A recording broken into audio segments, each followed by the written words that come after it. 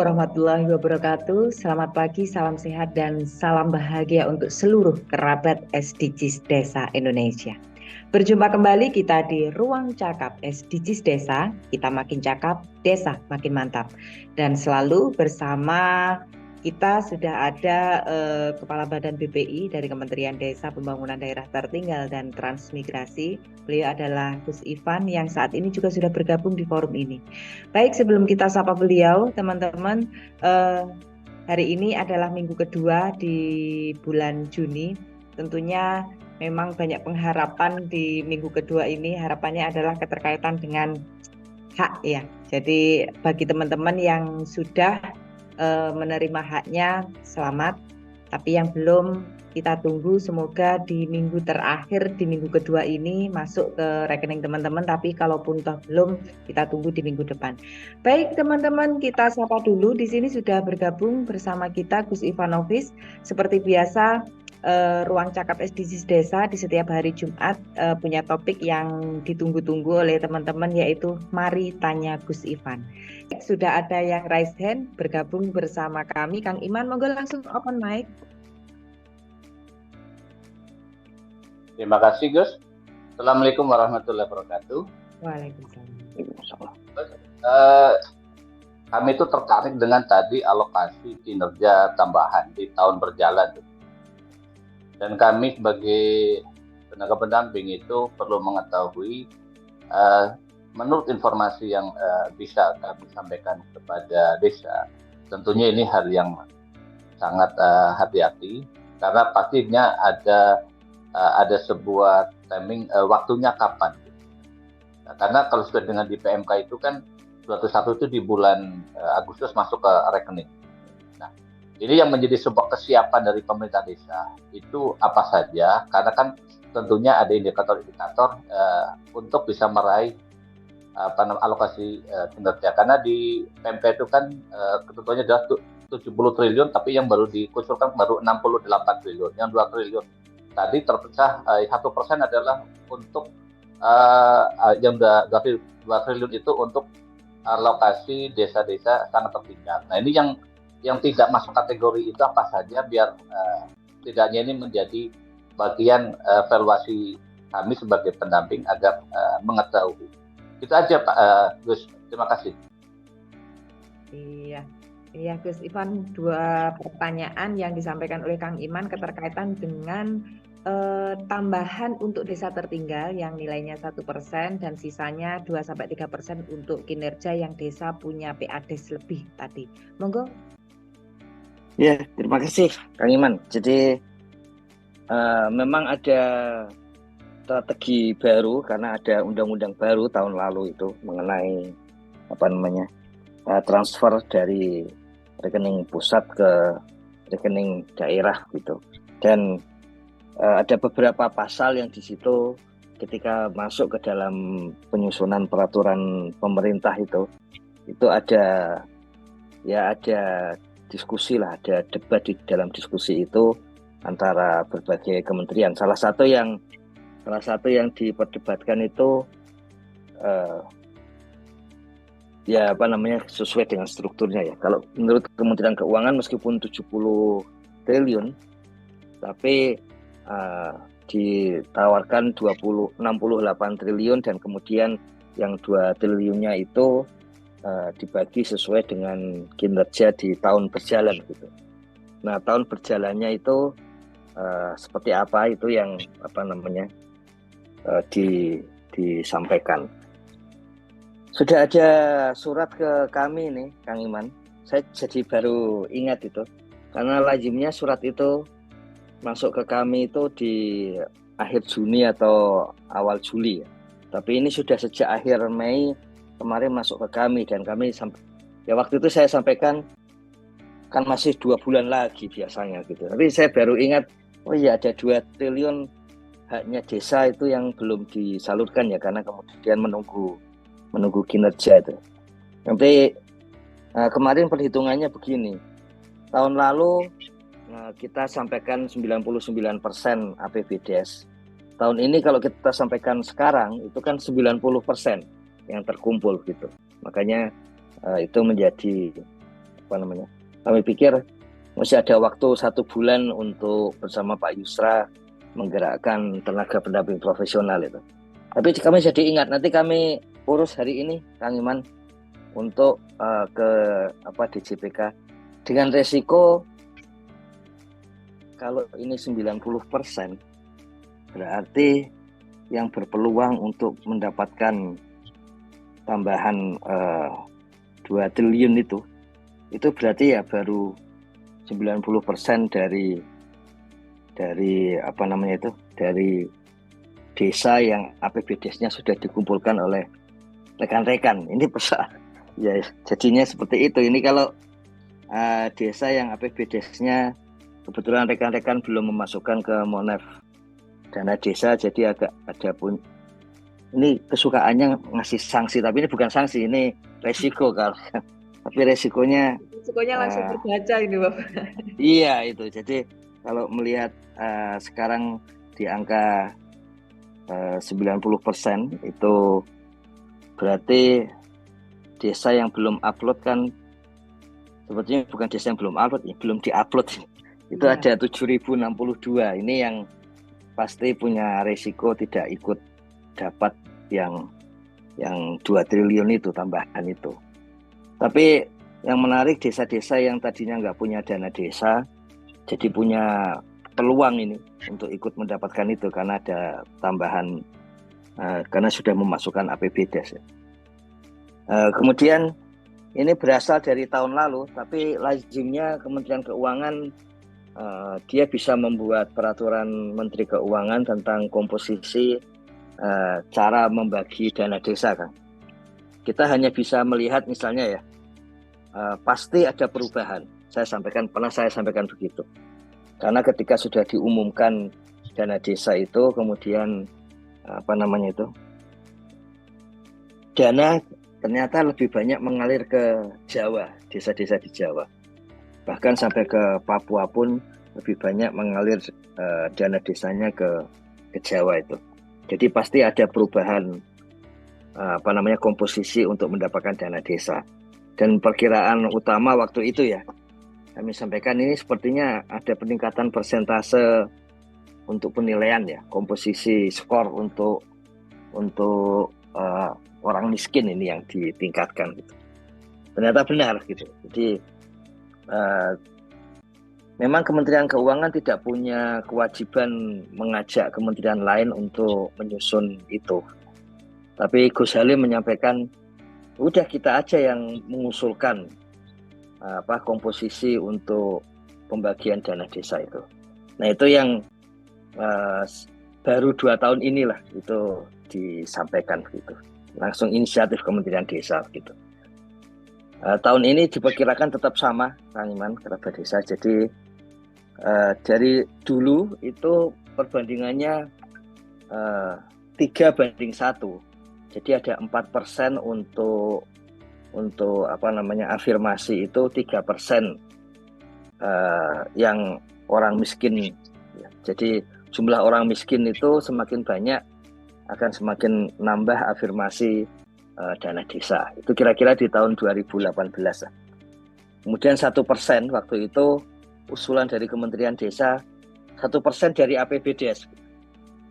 Nah, waktu itu memang ada pertanyaan, apa bisa itu APBDes dikumpulkan? Karena sebelumnya itu yang diketahui publik itu justru donor dari luar negeri, salah satu donor dari luar negeri itu mengumpulkan sampai 3.000 APBDes.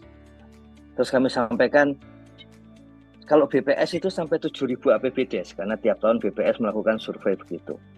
Kemudian setelah itu ternyata di 2018 akhir itu untuk pertama kalinya terkumpul sampai sekitar 60 ribuan desa gitu. Jadi akhirnya kemudian disepakati bahwa APBDes itu mengambil dari Kementerian Desa. BPS juga saya kira fair, dia menulis di dalam Podes APBDes memang ada di sini, tapi data yang lebih lengkap dan lebih valid di Kementerian Desa, ditulis begitu, sehingga akhirnya menggunakan itu.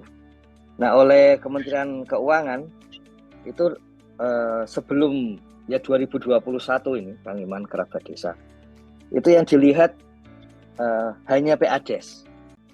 Jadi kalau PADES meningkat, maka dia berhak mendapatkan tambahan yang dulunya 1%, kemudian sekarang dibalik. Jadi 2% sekarang sama ya. Jadi 2% itu untuk kinerja gitu. Yang nilainya di lapangan tahun lalu kan tinggi ya, sekitar 200 juta itu tambahannya. Kalau suatu desa mendapatkan kinerja itu bisa nambah dana desanya sampainya 900 juta. Kalau dilihat tahun lalu itu ternyata sudah ada tambahan lagi dari Kementerian Keuangan, tidak hanya melihat anggaran pendapatan, yaitu PADES per total anggaran pendapatan begitu, tapi sudah mulai melihat komposisi dari anggaran pengeluaran. Jadi harapannya adalah ada anggaran untuk pembangunan dan pemberdayaan yang lebih tinggi daripada untuk pemerintahan. Dan itu semula itu proporsi anggaran untuk pengeluaran untuk pembangunan dibagi total pengeluaran. Tapi mulai tahun lalu juga tidak hanya proporsi, tapi dilihat lajunya. Jadi dibandingkan antara tahun ini dan tahun sebelumnya itu. Jadi laju PADES dibagi total pendapatan tahun ini dibanding tahun sebelumnya harus ada peningkatan. Kemudian laju belanja untuk pembangunan dibagi total belanja di dalam APBDes. Itu juga diharapkan ada peningkatan gitu. Itu Kang Iman. Versi terbaru tahun lalu ya. Tahun ini masih bisa berubah karena kita sudah lihat trennya rumus dana desa di Kementerian Keuangan sejak tahun 2015 itu ada perubahan. Selalu ada perubahan, ada PMK baru. Nah, yang menarik bagi kita adalah sebetulnya kecuali angka kemiskinan, karena itu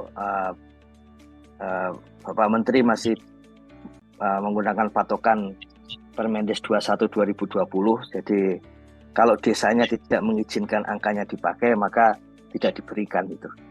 Nah, itu diambil dari kementerian dan lembaga lain. Tapi di luar itu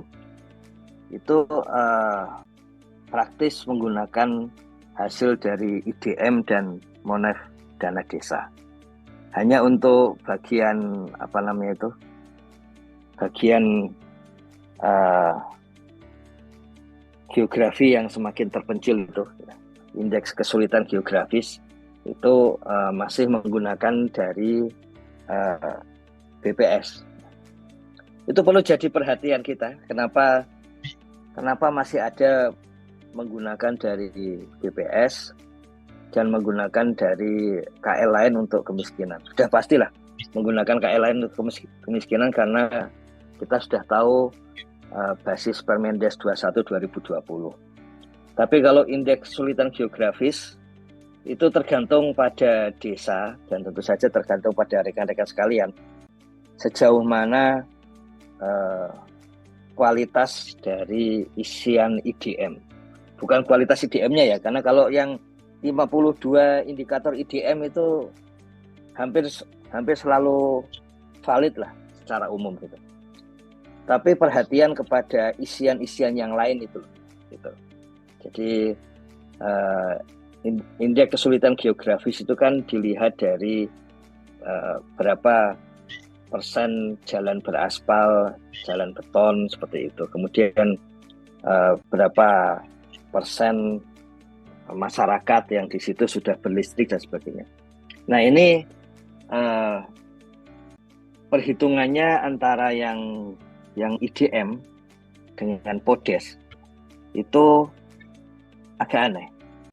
Jadi misalnya begini, untuk bencana hampir selalu IDM lebih tinggi daripada PODES BPS gitu.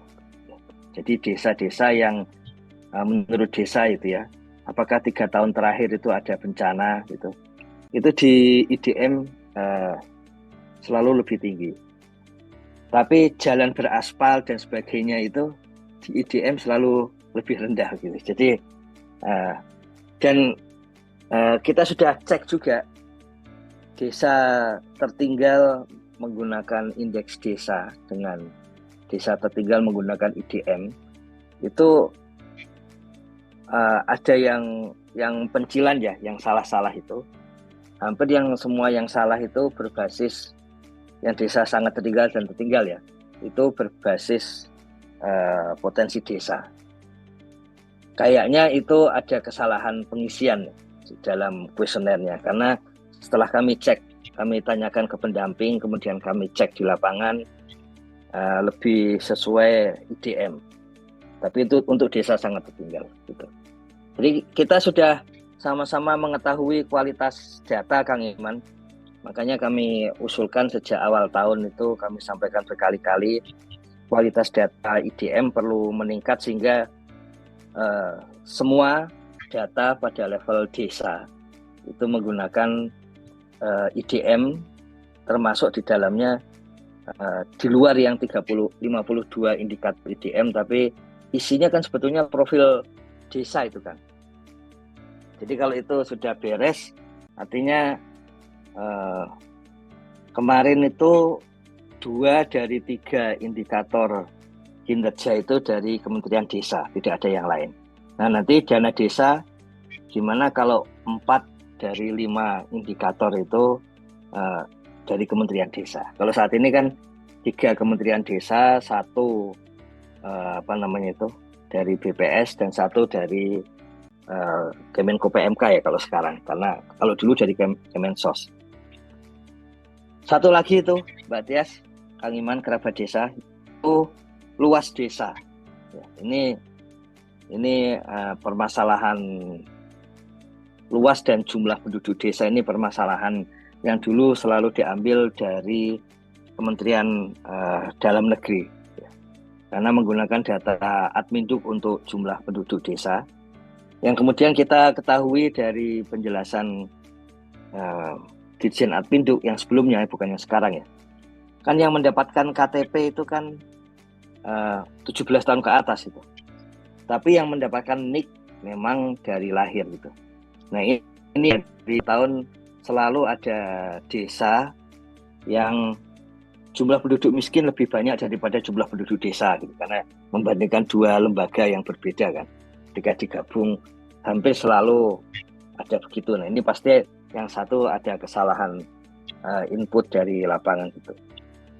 Itu saya kira kalau tahun ini kita sudah sama-sama merasakan ketika menuliskan daftar Excel untuk penduduk miskin dibandingkan jumlah penduduk. Kalau nggak bisa masuk-masuk ya itulah yang terjadi dari tahun ke tahun, juga ada desa yang seperti itu gitu. Yang dituliskan seperti itu. Dan luas wilayah. Jadi luas wilayah ini masih jadi persoalan. Ini dengan BIG ini sedang membuat cara yang sangat mudah gitu. Tapi hasil peta dari BIG itu belum ada kesepakatan dengan kami gitu ya. Apakah ini enaknya disampaikan peta indikatif ini ke seluruh desa di seluruh Indonesia, sehingga desa punya paling tidak ya punya pegangan sementara luas desanya berapa gitu. Karena total itu masih sekitar 4 kali lipat luas Indonesia dan semuanya daratan, seakan-akan nggak ada lautan gitu. Jadi masih ada persoalan itu, Kang.